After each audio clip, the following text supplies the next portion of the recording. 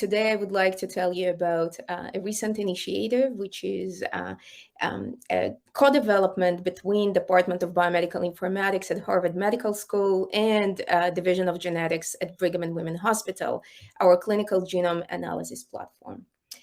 So when we think about human genetics, there are usually two arms that we would like to describe.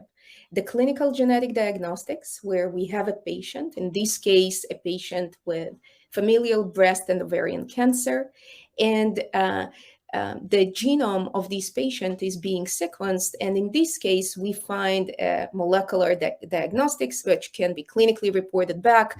And here could be a mutation in a known gene like the BRCA1 or BRCA2 with a known mutation that can cause this disease. On the other hand, there is a different field of gene discovery research. And in this field, researchers are looking for cohorts of patients and controls and are trying to find new genetic etiologies and new molecular causes that can explain these previously unexplained genetic diseases that segregate in families. And what we are trying to do, we would like to connect these two arms. We would like to make sure that we can provide diagnostics to patients via potential discovery. And the way that we are doing it is by connecting clinics and research. And CGAP is the place where clinics and research are absolutely collaborated on a daily basis. And we do it by having a clinical product owner and research product owner working together with our multidisciplinary team that is guided by these platform development principles. It's an end-to-end solution that provides the entire infrastructure for genome analysis and reporting.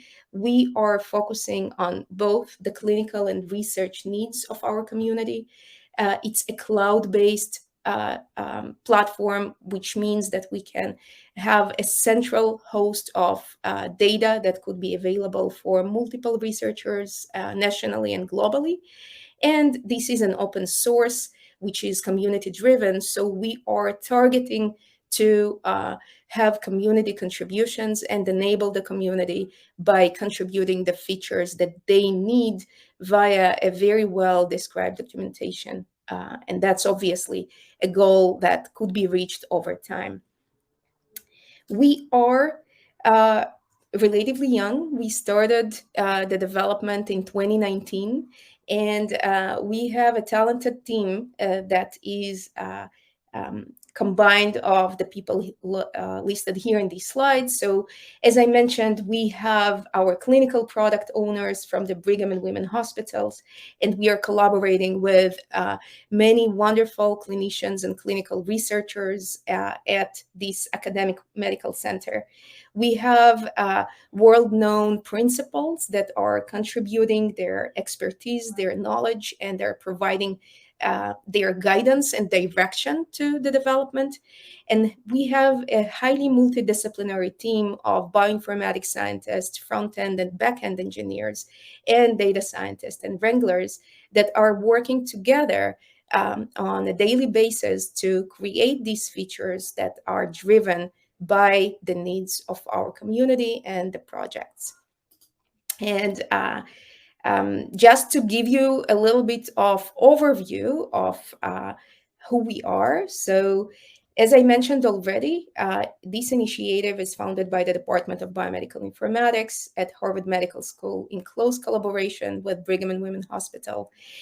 This is a complete end-to-end solution. So we are starting from raw sequencing data, and we are also gathering phenotype collection, analysis. We are providing annotation to the genomic variants, providing visualization and exploration tools, and reporting for genomic data based on the needs of the clinical and the research use cases. And this is, as I mentioned, an open source. It's a semi-automated AWS-based bioinformatic and variant interpretation workflow for variant reporting The users do not need to download anything to their computer. It's completely web-based. They need to receive a login, need to be authenticated through our authentication and authorization system, where they are assigned to their projects. They receive the permissions based on their projects, and then they can start analyze the data based on the configuration of each individual project. This is actually building from the initial success that the Brigham Genomic Medicine already experienced. And this pipeline, the initial pipeline, is a scaling of a pipeline that was used at the NIH-funded Undiagnosed Disease Network and the Phase-Based Consortium. This resulted with multiple diagnoses and more than 35 gene discoveries and phenotype expansions that were published elsewhere. We are also leveraging the infrastructure that was developed for the NIH awarded for the Nucleome Data Coordination and Integration Center, where Peter Park is the principal investigator. And as we speak, we also expand the product portfolio for somatic tumor profiling under Peter Park's leadership. And also, we are collaborating at the department with the development of a single-cell RNA sequencing platform, Selenix, that was presented earlier today by Oliver Gibson from the Biomage organization. And the principal investigator at Harvard is Peter Harchenko. So today I would like to focus on our human genetics use case. So that would be the focus of my talk, but just would like to mention that there are additional interests within the department and within the community to expand beyond the human genetics germline data analysis. So the workflow that I would like to present starts with a collection of patient sample for research or clinical purposes. The collaborators are sequencing the data outside of CGAP, and they will upload the raw sequencing data to CGAP, which is a cloud-based infrastructure that provide interfaces for accessioning and medical history collection. There is an automatically triggered bioinformatics pipeline that then is visual via QC and provenance interfaces. We have variant filtering and selection interfaces, which are facing the users. And then there is the interpretation module, which is semi-automated, where users can make their selections, generate their clinical or research report, and upload them to their own system, where it could be then further shared for clinical management or research purposes. And I would like to start with a use case. I would like to show you a clinical use case that is analyzed using our CGAP platform. And let's start from the first thing that is generated at the clinic, where a patient with potentially genetic disease comes to see a genetic counselor and clinical geneticist. So as many of you know, family history would be collected and genetic pedigree would be generated. And what we see here is CGAP's interactive pedigree viewer that could be implemented starting from patient's first visit in the clinic. And we are looking here at a demo case of a 36-year-old male with breast carcinoma who has a sister that also presented with breast carcinoma, mother that had breast carcinoma and pancreatic adenocarcinoma, maternal grandfather had prostate cancer, and maternal aunt had ovarian neoplasm. So we are looking here in a clear manifestation of familial cancer on maternal line. And the way the strategy to solve this case would be to first focus on the proband only and look at potential genes that could solve this case, starting from known biology. So we will start with the clinical approach, where we are not envision discovery at first stage, and we will sequence only the genome of the proband, and we'll look at the known genes that can cause this disease. So after generating this pedigree, we will need to accession the case. And here is the case overview in CGAP. And what you can see here is the patient information, the family information, the phenotypic features, which are gathered with a standardized way, with HPO terms, the human phenotype ontology terms. We can look at the status overview of the case and the individuals. We can also look at the accessioning report and history, focusing on the proband that could be expanded towards additional 12 family members from this pedigree. And now we can follow this suggested workflow all the way from accessioning to bioinformatics, filtering, interpretation, case review, and reporting. And I would like today to go through this suggested workflow and just show you an example of how it will actually look like. So the next step is bioinformatics, and our bioinformatics pipeline is leveraging the bioinformatics workflow from the Brigham Genomic Medicine that was published, and we are scaling it. The scale is happening by leveraging the open source software Tibana, which is a pipeline management tool, and our next speaker, Sue, will present more about that. We are also leveraging the algorithms and tools that our co-developers developed, such as NovaCaller, which is a specific bioinformatics tool to call de novo mutations. It was developed by Shamil Sunayev's lab and colleagues.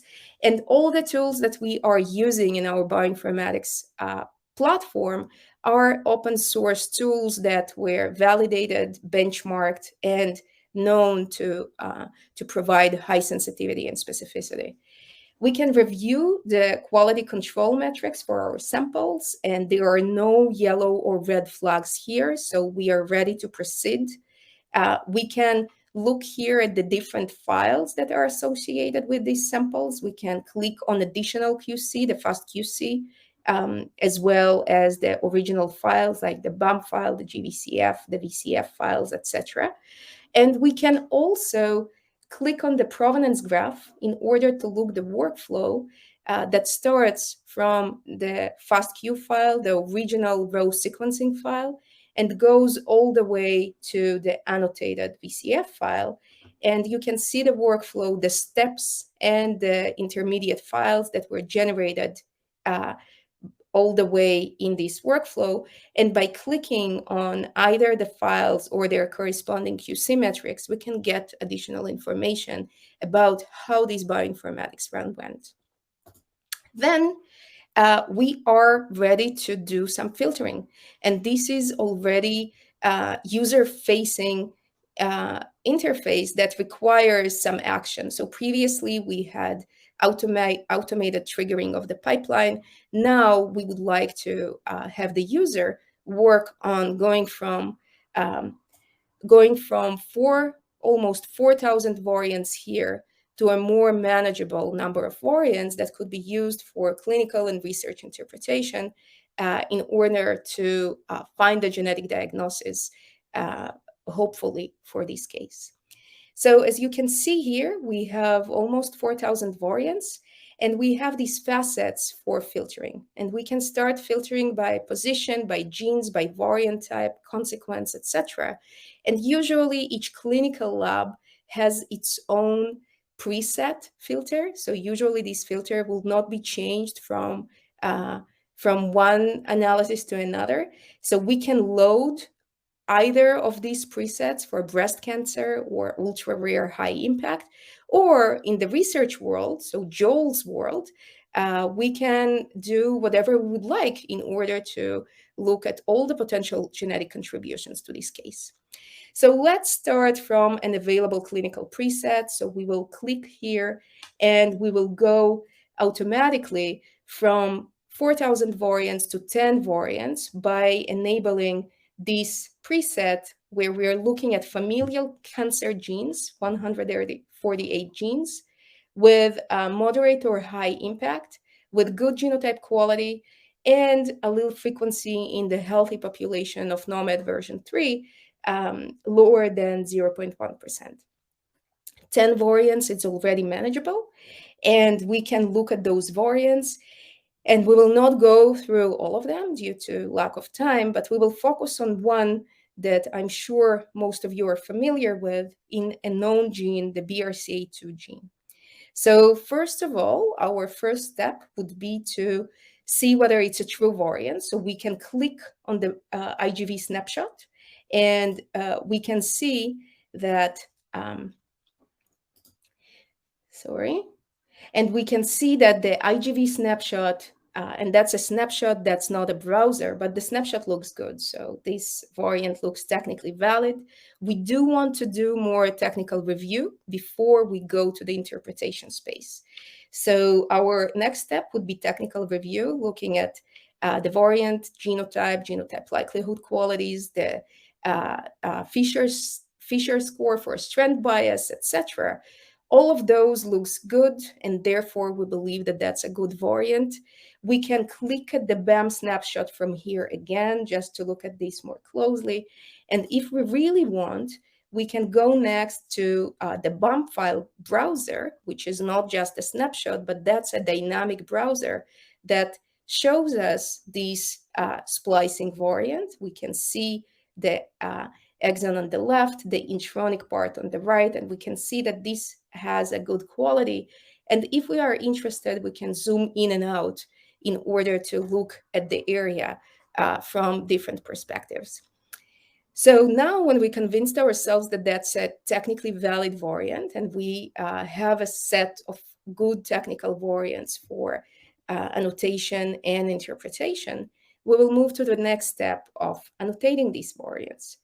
And let's explore the data. So first of all, what do we know visually about this variant by looking at publicly available databases?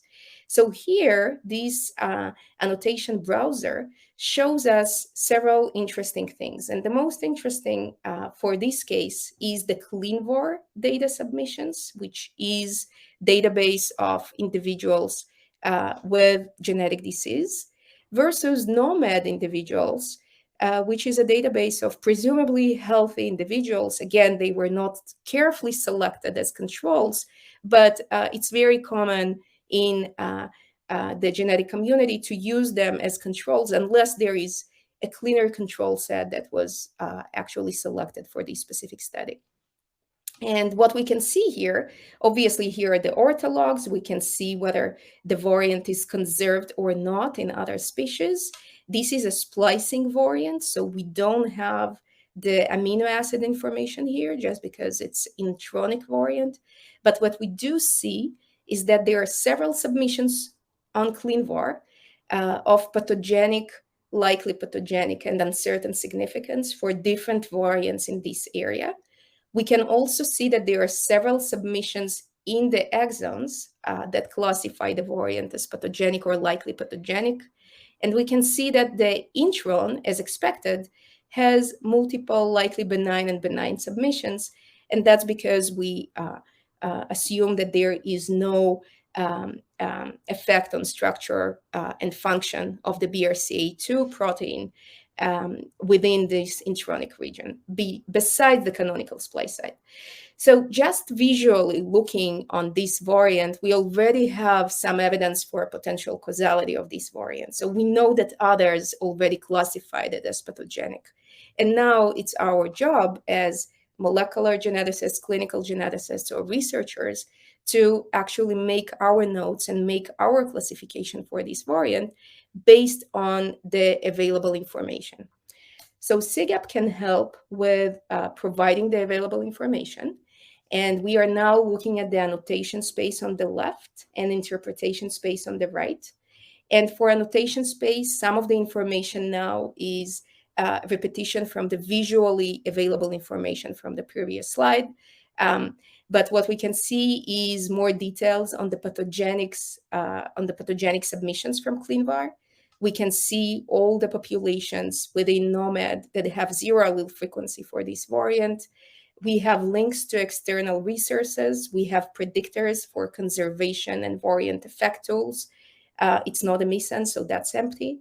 And we can now start and invoke the clinical rules for interpretation following the ACMG guidelines, the American College of Molecular Genetics guidelines, by saying that we can invoke rule PVS1, pathogenic very strong, because the variant affects the donor splice site in intron 2 of a known gene that is associated with the disease. We can invoke the pathogenic moderate 2 rule, because this variant has been not reported in the NOMAD database, as we can see here. And we can invoke PP5, because in the ClinVar database, this variant has been reported as pathogenic, and we can provide the correspondence ID in order to make the classification. We then have an automated ACMG calculator that classifies this variant as pathogenic for us. However, we can click on the dropdown and change the classification from pathogenic to likely pathogenic if we are not in agreement with this specific classification. And we can now send this ACMG interpretation to our report draft. So one might think that we are done, but that's what Arizu will do. So for Arizu, our clinical product owner, the job is done. For Joel, our research product owner, obviously he would like to learn more about the gene and look at additional potential interesting findings for these patients. So just to briefly show you the interpretation on gene level. So we are going to the gene notes and could use either the internal summary from our internal knowledge base for this gene, or the gene summary that is taken from the knowledge base RefSeq.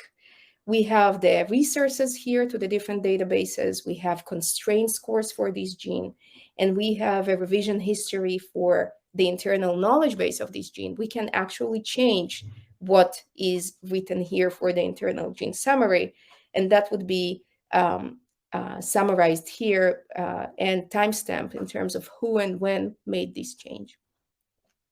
So BRCA2 is a known gene to cause ovarian and breast cancer. So at this point, we would like to save the gene notes to the reports.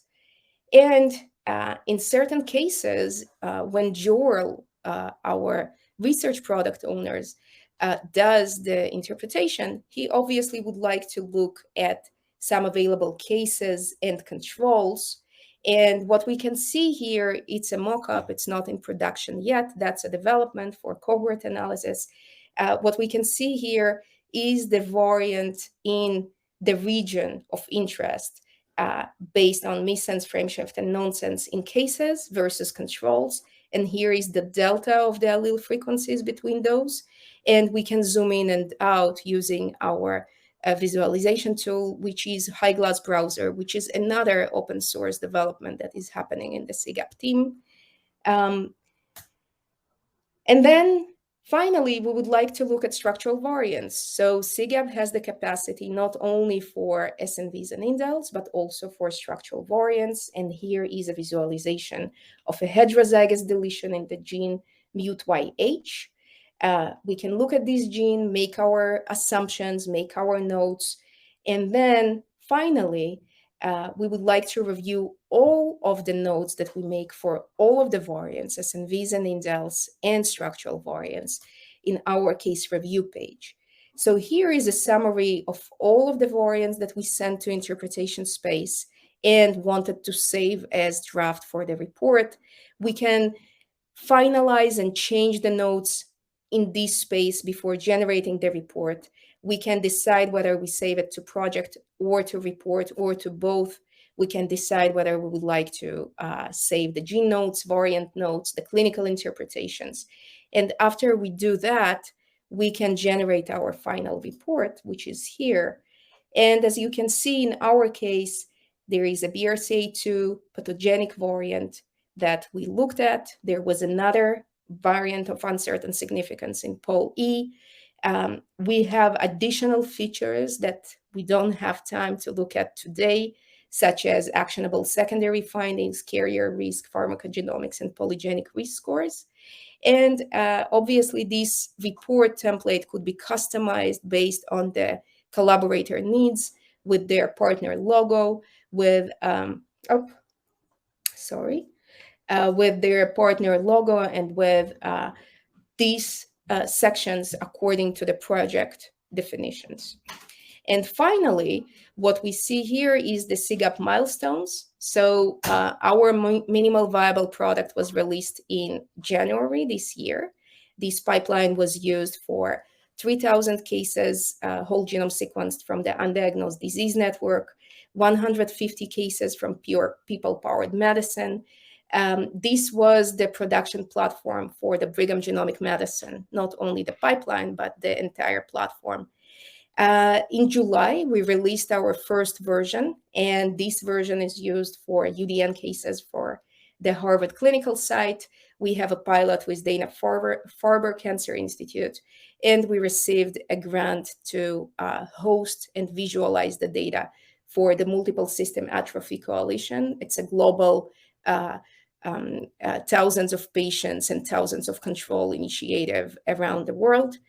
And what we hope to do in July is to release version 2 that will be available for all HMS-affiliated hospitals for germline and somatic use. We would like to invite everyone from the Harvard Medical School community and on board 2 or 5 individual labs using our centralized CGAP platform.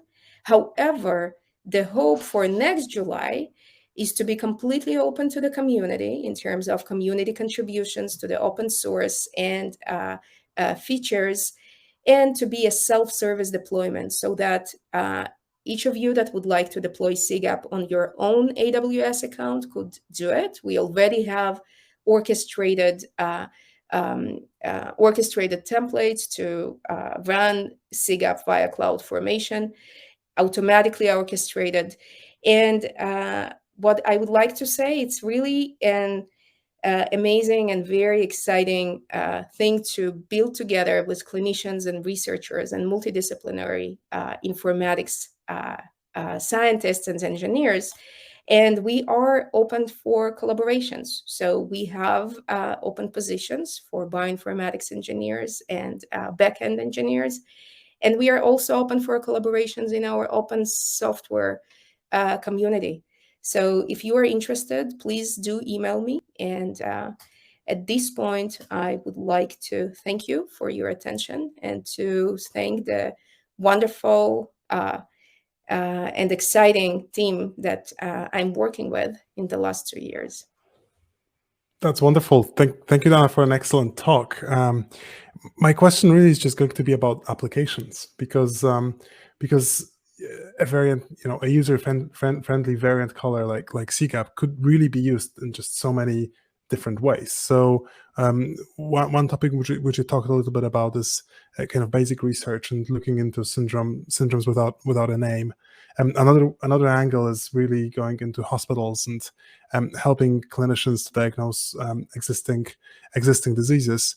But there are some perhaps slightly wilder ideas, such as using this kind of precise variant calling for population studies, trying to identify contexts, like for example, Ancestry.com. How do you see the future of CGAP? What will CGAP be able to do, kind of going beyond that sort of July 2023 timeline?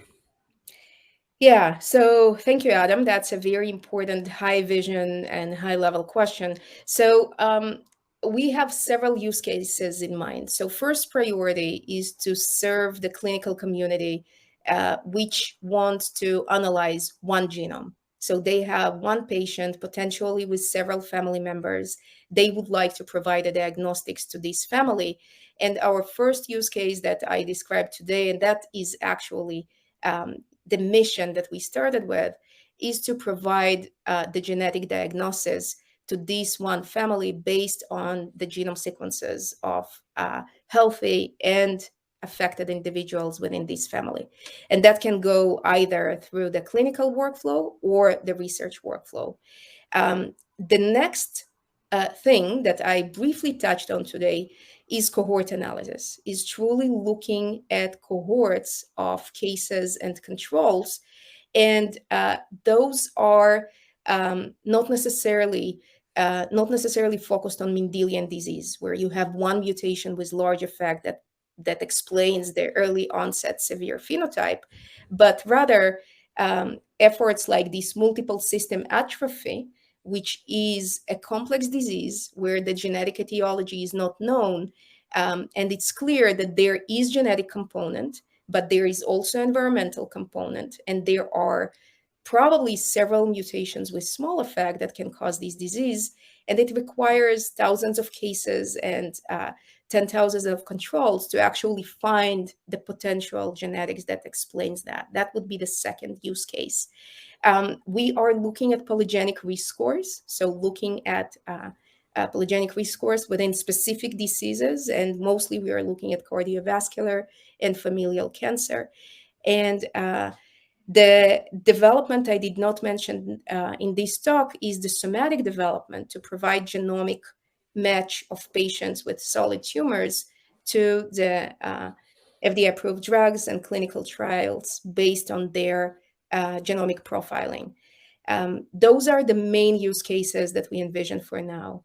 But we have a backlog of additional use cases. And what we hope to do in the next year is to provide documentation of each of these use cases that does not have specific project, where developers from the community, developers, that are today with us in this conference, can follow the documentation and potentially contribute following our guidance, and contribute this feature to this open source development so that they can use it for their use case and others can leverage that for similar use cases. Wonderful. Thank you, Dana, for this enlightening answer. My next question is really about two things: about the jobs that you have available, but also about your own career and your own experiences within the Boston ecosystem. So I know that before joining Harvard Medical School, before joining DBMI and the hospital, Brigham and Women's Hospital, you have in fact work in industry, and actually tools like CGAP have also competition in the private sector. There are companies like Congenica, for example, who are trying to do very similar things. So could you just maybe tell us a bit more about what is the sort of like unique opportunity in front of CGAP, and what is the unique opportunity of working on CGAP? What will be the unique opportunity of working on CGAP in the context of Department of Biomedical Informatics, Harvard Medical School, and your own experience tied with your own experiences of working in industry and in academia? Yeah, thank you for this question. So we'll start with the easier one. The open positions are specifically for back-end engineer, relatively junior, not necessarily entry-level, and bioinformatics scientists to develop some of the pipelines. That's the easy part. The second part is, what are the competitive advantages of CGAP, and why CGAP and not Congenica or the many other tools available there, such as Genox and Imagine and many, many other commercial opportunities. So I would say there are two folds of things that attract me in development like CGAP. First is that it's community-driven and it's open source. So we have the ability to potentially have higher impact by opening our tools for community contributions, community inputs. And that's really humbling and rewarding, because you make your software visible to everyone. So that's wonderful, but also you can learn about the things that you can do better.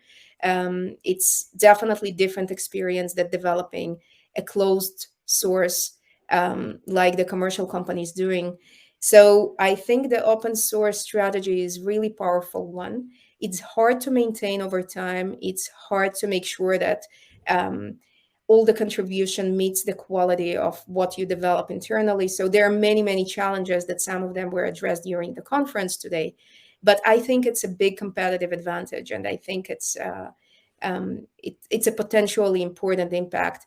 The second one, working in a place like Harvard Medical School provides you with an opportunity to really collaborate with multidisciplinary teams, not as a business transaction, but other as collaboration and educational research, mission-driven partnerships. So you have access to experts of every disease. You can work with genomics experts. That's what we are doing now, but we are also collaborating with fellows from different disciplines, from cardiovascular and from pathology and from OBGYN and rheumatology. And that's really wonderful, because as a company, you can have access to these experts as consultants, but within academia, you can work together on publications, on projects, and you really get insights to the biology, to the